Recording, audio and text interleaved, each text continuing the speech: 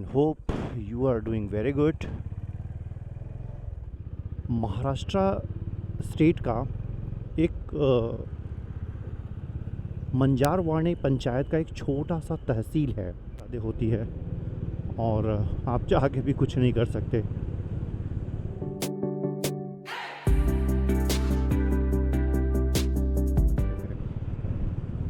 इस रास्ते में एक चीज़ और है, ऊपर आपको एक पीक दिख रही होगी, तो पूरी निगरानी रखते थे कि कौन से सैनिक आ रहे हैं, जो भी नाम होगा वो और जिस चीज़ का रिलेटेड होगा वो आप इजीली पहचान सकते हैं कि ये कौन सी लोकेशन से आप गुज़र रहे हैं या कौन सी मार्केट या किस मार्केट से गुज़र रहे हैं।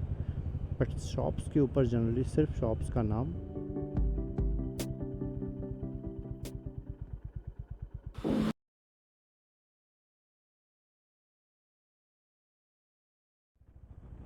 Hello internet, good morning and hope you are doing very good. Mangaon, आज की जो ये जर्नी है, ये जो ट्रिप है, वो हम लोग मानगांव के लिए कर रहे हैं।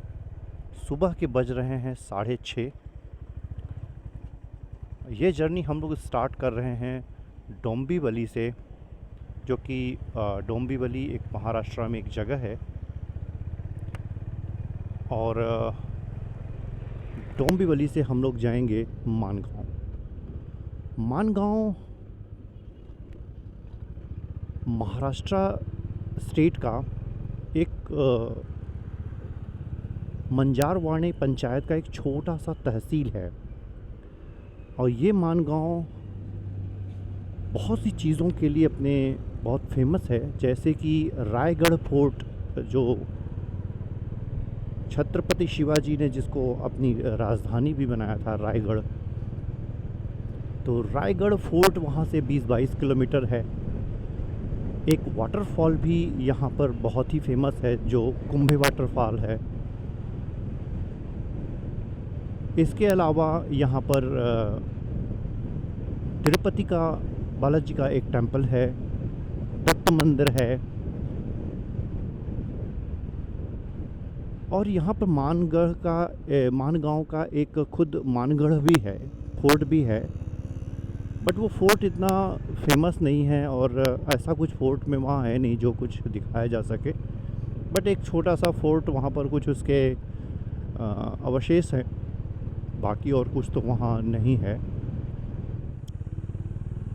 तो हम लोग ये जो जर्नी है ये कवर करेंगे, 139 किलोमीटर हम लोग कवर करेंगे कुछ 3 से 3.5 घंटे के अंतराल पे बाइक से।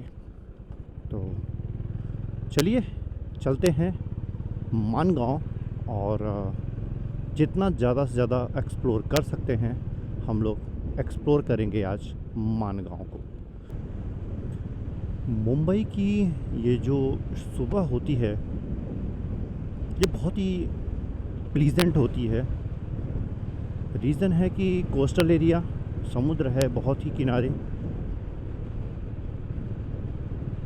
तो जो हवाएं होती हैं सुबह के समय की, जो समुद्र से होते हुए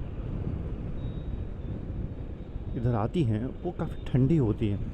तो जो सुबह और शाम होती है वो जो वेदर होता है बहुत ही अच्छा होता है। लेकिन जैसे जैसे ये धूप चढ़ेगा, जैसे जैसे सूरज और ऊपर आएगा, दिन और चढ़ेगा, तो जो धूप होती है वो इतनी कड़क हो जाती है कि फिर ये जो मौसम है ये अपने असली चेहरे दिखाना चालू करता है। और आपका जो बॉडी का असली जो टेस्ट होता है वो दोपहर में 12, 1 या 2 बजे के आसपास होता है, जब धूप बहुत ही ज़्यादा होती है और आप चाह के भी कुछ नहीं कर सकते। एग्जॉस्ट इतना होता है कि पूछो नहीं। तो बॉडी को डिहाइड्रेशन से बचाने के लिए हाइड्रेट करते रहना पड़ता है।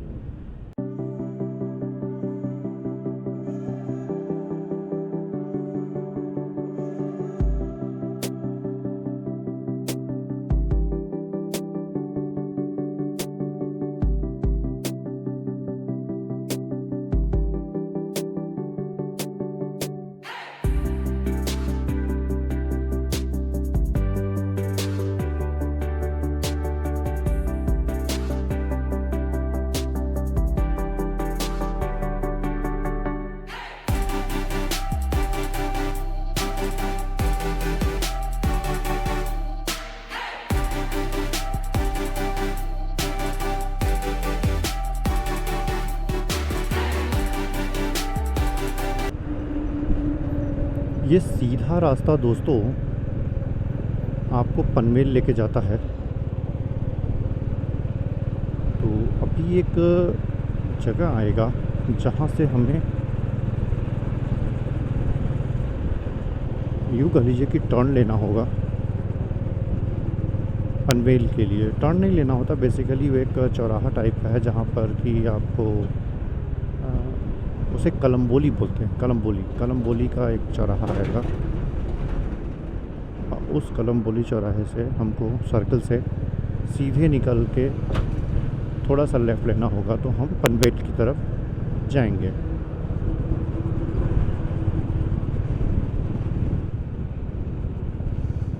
अगर आपको पूना जाना है फ्रेंड्स, तो आप सीधे, अगर आपके पास 4 व्हीलर है तो आप पूना मुंबई पूना एक्सप्रेस हाईवे पकड़ सकते हैं। और अगर आपके पास 2 व्हीलर है तो आप नीचे से लेफ़्ट से होते हुए old Mumbai Poona express highway पकड़ के जा सकते हैं। 2 व्हीलर आपका जो राइट से जा रहा है रास्ता, उस पर अलाउ नहीं है, तो आप उस पर नहीं जा सकते हैं। गलती मत करिएगा, हैवी पेनल्टी है अगर आप 2 व्हीलर लेके इस एक्सप्रेस हाईवे पे जाते हैं। हम लोगों ने गोवा एक्सप्रेस हाईवे पकड़ लिया है, Mumbai to Goa express highway, जो पेन होता हुआ, पेन एक जगह आएगा, पेन होते हुए ये रास्ते से सीधे गोवा आप जा सकते हैं। इस रास्ते में एक चीज़ और है, ऊपर आपको एक पीक दिख रही होगी, एक ऐसा पॉइंटेड सा, वो एक कर्नाला फोर्ट है। और आपने सुना होगा, बहुत फेमस है, कर्नाला बर्ड सेंचुरी। सो ये एक बर्ड सेंचुरी भी है और प्लस ऊपर जाके एक फोर्ट है। बेसिकली ये फोर्ट शिवाजी ने कैप्चर किया था इस रास्ते पर निगरानी रखने के लिए, जो ये रास्ते पे हम लोग जा रहे हैं। तो कभी भी गोवा यानी कोंकण से अगर कोई इधर आना चाहे या मुंबई से वहाँ जाना चाहे तो पूरी निगरानी रखते थे कि कौन से सैनिक आ रहे हैं, कौन से नहीं आ रहे हैं।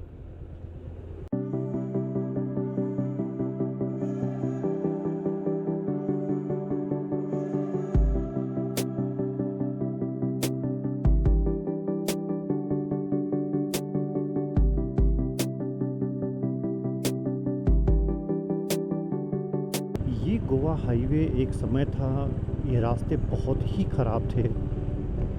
अभी जब से ये फ्लाईओवर और बाकी सब चीज़ें बन गई हैं, मैं काफ़ी टाइम बाद इस रोड पे आ रहा हूँ, क्योंकि मुझे याद है कि मैं इसी रोड से एक बार बहुत पहले गया था, महाड़ और आगे गया था गोवा पे ही, गोवा साइड में ही, कोंकण में। तो ये रास्ते पूरे एकदम बहुत ज़्यादा ख़राब थे, बहुत पैचेस थे इसमें, रफ पैचेस थे। और तब ये फ्लाईओवर और बाकी सब चीज़ें बन रही थी, लेकिन अभी काफ़ी अच्छा रोड हो गया है। और हालांकि लास्ट टू लास्ट जब मैं IBW जा रहा था तो लोगों ने मना किया था कि दिसंबर में इससे मत जाना, ये रास्ता स्टिल बहुत ख़राब है, बहुत पैचेस हैं। तो मैं कराड़ से होके गया था, तो वो भी रास्ता है और वो रास्ता अच्छा है, लेकिन ये भी रास्ता अभी जब बन गया है तो आई थिंक बहुत बढ़िया है। और अगर किसी को जाना है तो ये रास्ता चूज़ कर सकता है।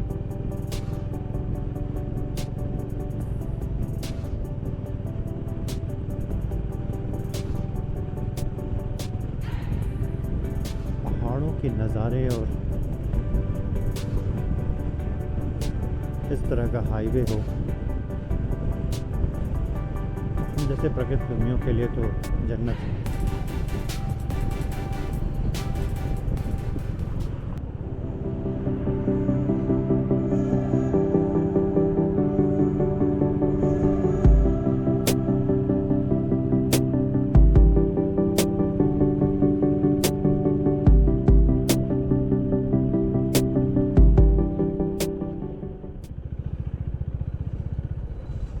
सारे रास्ते नहीं अच्छे बने हैं, कुछ अभी मतलब अंडर कंस्ट्रक्शन है, लेकिन कुछ बना दिए हैं और कुछ बन रहे हैं। तो अभी हमें नहीं लगता कि पूरे रास्ते बने हैं तो ये रास्ता लेना गोवा के लिए ठीक होगा। गोवा के लिए कराड़ का जो रास्ता है वो द बेस्ट है। अगर उसी रास्ते आप वहाँ से निकलते हैं तो आपको ब्यूटीफुल नज़ारे और बाकी सब चीज़ें भी, हालांकि ब्यूटीफुल इसमें पहाड़, सह्याद्री की पहाड़ियाँ आपको देखने को मिल जाती हैं रास्ते में अच्छी खासी। और मानसून के समय तो क्या कहें। गाड़ी यहाँ पर रोक के 5 मिनट सोचा कि थोड़ा आराम करूं, लेकिन ये भी देख रहा हूँ कि वायरिंग का तामझाम इतना होता है कि आप समझ ही नहीं पाते हैं कि किस वायर को कहाँ कब कैसे कराएं। तो ये भी एक बहुत ही क्या बोलते हैं, प्रॉब्लम वाली बात होती है कि जब कभी भी आप गाड़ी चला रहे हों और आपको रिकॉर्डिंग करना है, वायर लगाना है, पावर चार्ज लगाना है, तो ये सब सारी चीज़ें जो हैं वो आपको सोचनी पड़ती हैं रास्ते में और करनी पड़ती हैं।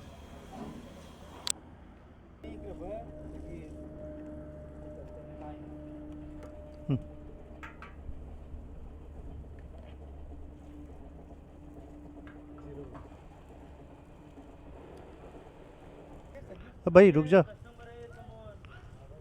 भाई, मैं सुबह नहा के आया हूँ। सुबह मैंने कहा मैं नहा के आया हूँ। सुबह मैंने नहा के आया हूँ, उसको बोल दो।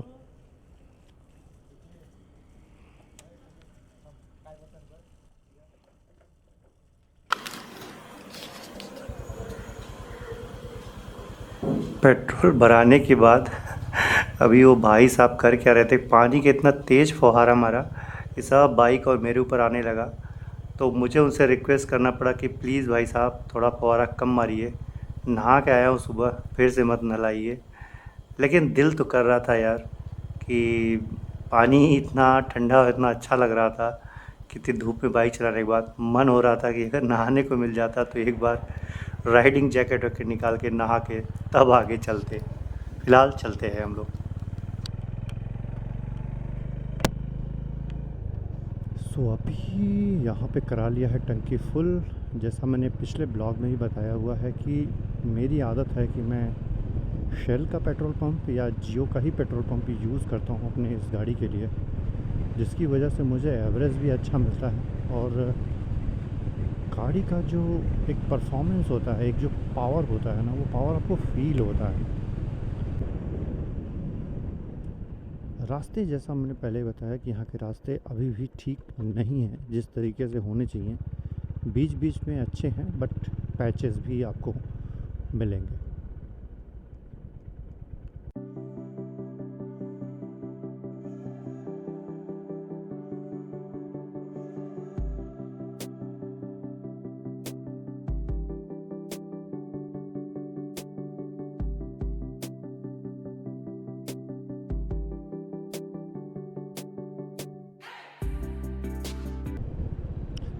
रास्ते में छोटे छोटे बाज़ार और ये सब आते हैं तो देख के लगता है कि पूरे भारत में कहाँ कहाँ लोग बस गए हैं। जंगल हो, नदी हो, पहाड़ हो। पहले जो सभ्यताएं बसती थीं वो जनरली नदियों के किनारे, यहाँ जहाँ पानी के स्रोत होते थे वहीं पे सभ्यताओं का उदय होता था। जैसे नदी हो, गंगा नदी हो, गोमती नदी हो, है ना, और यमुना नदी हो, तो नदियों के किनारे ही सभ्यताओं का विकास होता था। अब जो विकास की श्रेणी आती है या विकास जो होता है वो विकास कहीं भी हो जाता है, क्योंकि पानी का स्रोत जब से इंसानों ने पानी का खोज ज़मीन से निकालना चालू किया तो फिर सभ्यताओं का विकास कहीं पे भी किया जा सकता है, क्योंकि अब आपको पानी ज़मीन से किधर भी मिल सकता है। एक बहुत ही इंटरेस्टिंग चीज़ आपसे शेयर करना है फ्रेंड्स, कि जैसा मैंने नॉर्थ में देखा है, नॉर्थ में अगर आप किसी मार्केट से आप गुज़रे हैं तो आपको होता क्या है कि मार्केट की किसी भी अगर आप शॉप को देखेंगे तो शॉप का जो भी नाम होगा वो और जिस चीज़ का रिलेटेड होगा वो आपको पता चल जाएगा। साथ में आपको वहाँ का एड्रेस ज़रूर लिखा मिलता है और वो एड्रेस कुछ इस तरीके का होता है कि आप उस जगह को ईज़िली पहचान सकते हैं कि ये कौन सी लोकेशन से आप गुज़र रहे हैं या कौन सी मार्केट है। लेकिन मैंने साउथ में एक चीज़ देखा है, यहाँ अगर बोर्ड पे कुछ लिखा है राइट एंड लेफ़्ट, आप देखते रहिए तो भले आपको पता चलेगा कि आप कौन से एरिया से या किस मार्केट से गुज़र रहे हैं। बट शॉप्स के ऊपर जनरली सिर्फ शॉप्स का नाम और वो किस चीज़ से रिलेटेड है उसकी फ़ोटो और यही मिलती है। यानी आपको एड्रेस नहीं मिल सकता। एड्रेस के लिए आपको जो लेफ़्ट एंड राइट कहीं बोर्ड पे ही आपको डिपेंड रहना पड़ता है। सो हम लोग पहुंच गए हैं मेरे फ्रेंड्स अपने डेस्टिनेशन पे जहां पहुंचना था। और अब यहाँ करते हैं काम ख़त्म फटाफट और उसके बाद फिर हम लोग चलते हैं, फिर कहीं जाएंगे घूमने के लिए।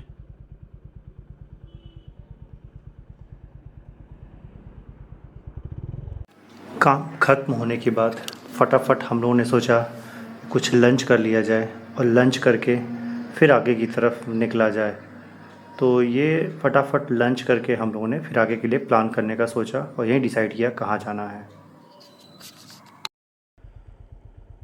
सो टाइम हो रहा है फ्रेंड्स 3:17, 3:15 हो रहा है।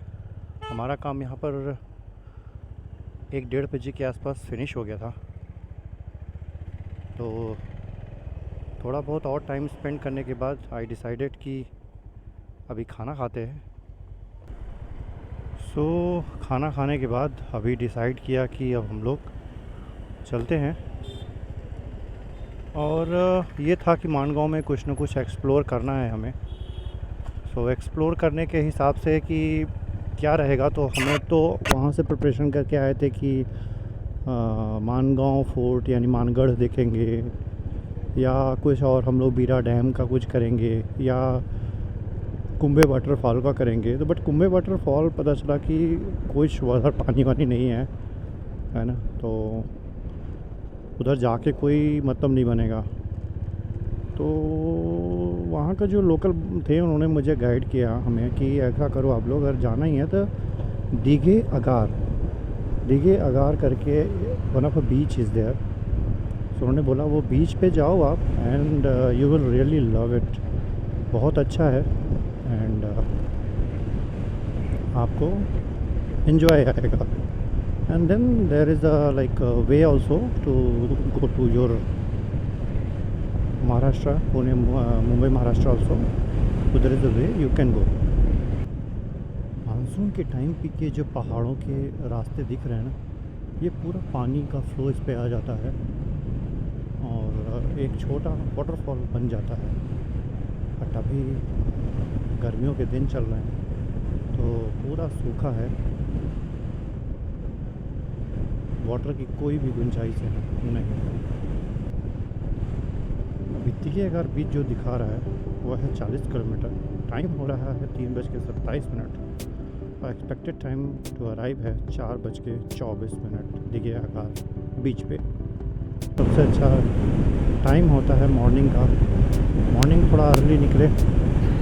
बॉम्बे से 3 घंटे का जर्नी पे है, ज़्यादा जर्नी है नहीं, 3-3.5 घंटे की जर्नी पे।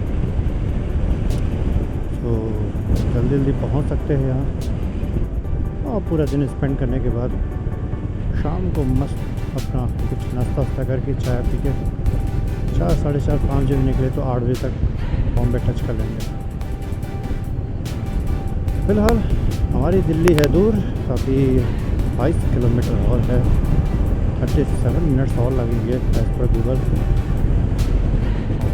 टाइम हो रहा है 3:57।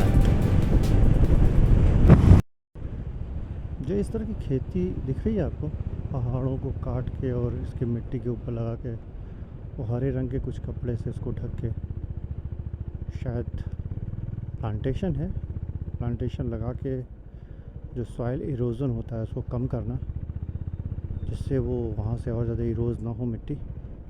अगर वहाँ पे पेड़ लग गया तो उसकी जड़ें मिट्टी को पकड़ के रखेंगी। तो प्लांटेशन तो होना ही चाहिए दोस्तों, क्योंकि जैसे बोलते हैं जल है तो जीवन है, बट पेड़ नहीं है तो जल भी नहीं होगा। क्योंकि ये सड़क के किनारे ये फूल दिख रहे होंगे आपको, गुलाबी कलर के, पिंक कलर के, बहुत ही सुंदर। महाराष्ट्र में इस तरह के फूल मैंने एक बार और कहीं रोड के बीचों बीच देखा था। ये कौन सा पेड़ है, महाराष्ट्र के रहने वाले जो लोग हैं वो कमेंट करके बताएं। ये बीच में अगर जिस तरीके से लग जाता है, डिवाइडर पे लगा के बीच में रखते हैं फूल, ये पौधे लगाते हैं और फूल ये चारों तरफ दिखते हैं जब, तो बड़ा सुकून लगता है। इस गर्म मौसम में भी ये आँखों को इतना सुकून देते हैं कि पूरा शरीर अपने आप ही ठंडा महसूस होने लगता है। हो ही क्यों ना, प्रकृति के जलवे ही ऐसे होते हैं कि जो देखे तो बस देखता ही रह जाए। टाइम हो रहा है 4:19 और स्टिल अभी मैं 5.5 किलोमीटर दूर हूँ दिघे अगार बीच से।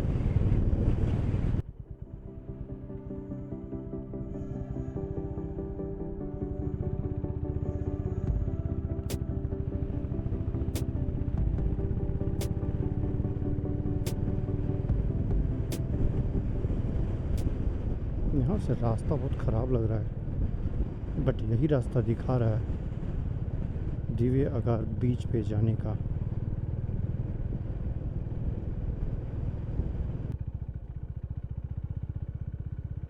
यार बीच पे ही जा रहे हैं हम लोग, कहीं और जा रहे हैं यार। साला गली गली किधर लेके आ रहा है मुझे।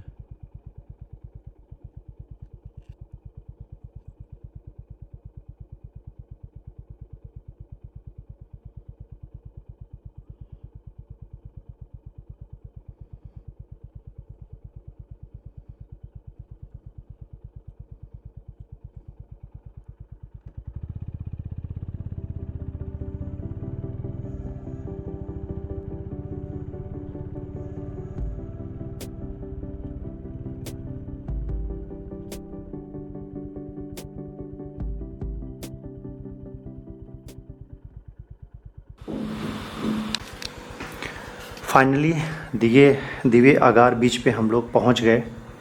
बाइक की पार्किंग जैसी कोई चीज़ हमें दिख नहीं रही थी, तो हमें लगा कि चलो एक काम करते हैं, बाइक को हम लेके चलते हैं और बीच पे ही कहीं ना कहीं पार्क करेंगे और बीच पे एंजॉय करेंगे। सो बाइक को लेके हम लोग सीधा बीच पे उतर गए।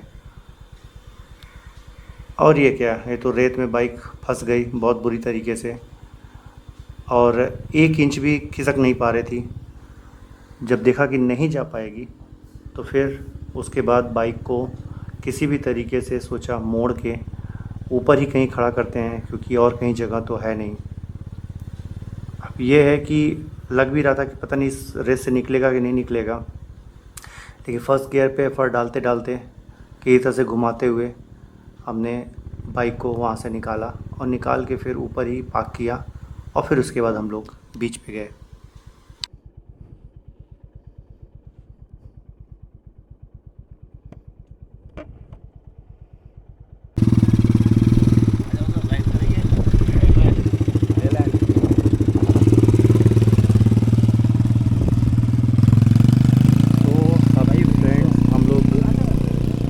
है दिघे अगार बीच पे, तो ब्यूटीफुल बीच है ये। सामान वामान सब हम लोगों ने बाहर वहीं रख दिया है अभी एक शॉप पे। एंड बहुत ही खूबसूरत बीच लग रहा है देखने से। राइड्स वगैरह भी यहाँ पर, बनाना राइड और जितने राइड्स होते हैं वो भी यहाँ पे दिख रहे हैं सामने।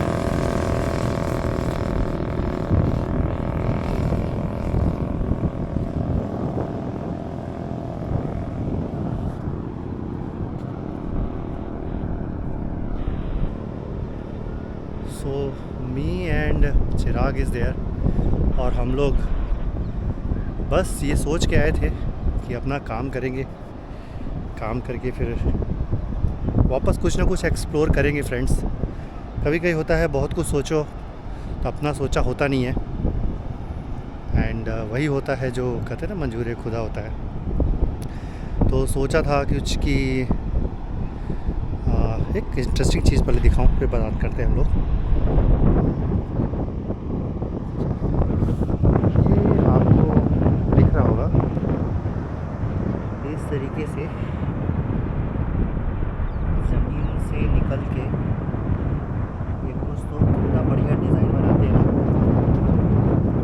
आपको इस तरह के डिज़ाइन दिख रहे होंगे, तो स्नेल्स होंगे या कुछ इस तरीके की होगी, तो इस तरह के डिज़ाइन बना रहे हैं।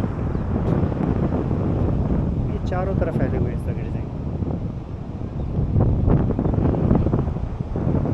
कैमल राइड भी है यहाँ पे, बोट राइड भी है, बनाना राइड भी है। तो जो राइड्स आप करना चाहते हैं दिव्यागार, बहुत ही खूबसूरत बीच। आवाज़ आपको सुनाई दे रही होगी समुद्र की, पानी की लहरों की आवाज़ बहुत ही प्यारी लग रही है। तो हम ये बोल रहे थे कि सोचा नहीं था कि हम लोग बीच एक्सप्लोर करने जा रहे हैं।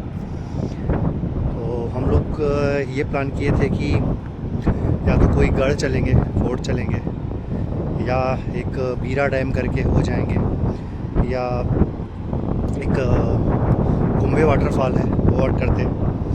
बट ये सब चीज़ें कैंसिल हो गई, और जहाँ हम लोग काम कर रहे थे वहाँ के उन्होंने बोला अगर आपको जाना है तो यू शुड गो टू दिव्यागार बीच है, बहुत ही खूबसूरत बीच है, आप जाएंगे आप लोग अच्छा एंजॉय करेंगे। तो चलिए, ये राइड दिव्यागार बीच के ही नाम हुआ,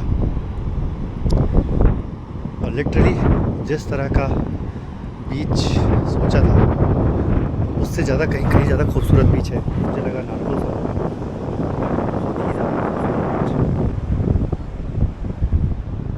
बहुत ही ज़्यादा। और इस तरीके से आपको दिख रहा होगा राइड्स, कैमल भी है, और ये लंबा है, काफ़ी लंबा बीच मुझे लग रहा है।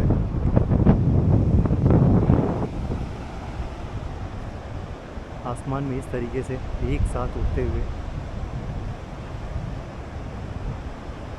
मस्त हवा चल रही है।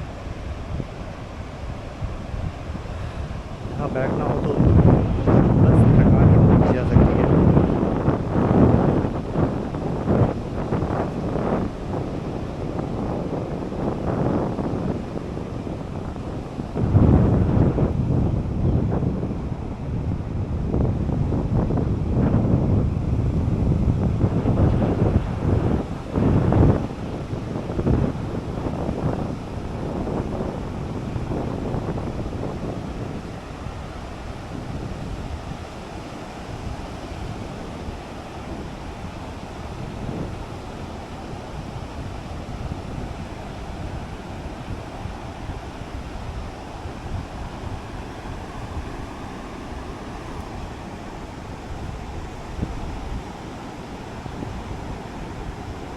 ये छोटे छोटे केकड़े हैं एक्चुअली, ये जो बना रहे हैं ना,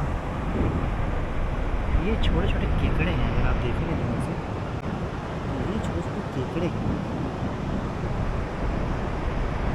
और ये इस तरीके के जो डिज़ाइन बना रहे हैं ये केकड़े हैं।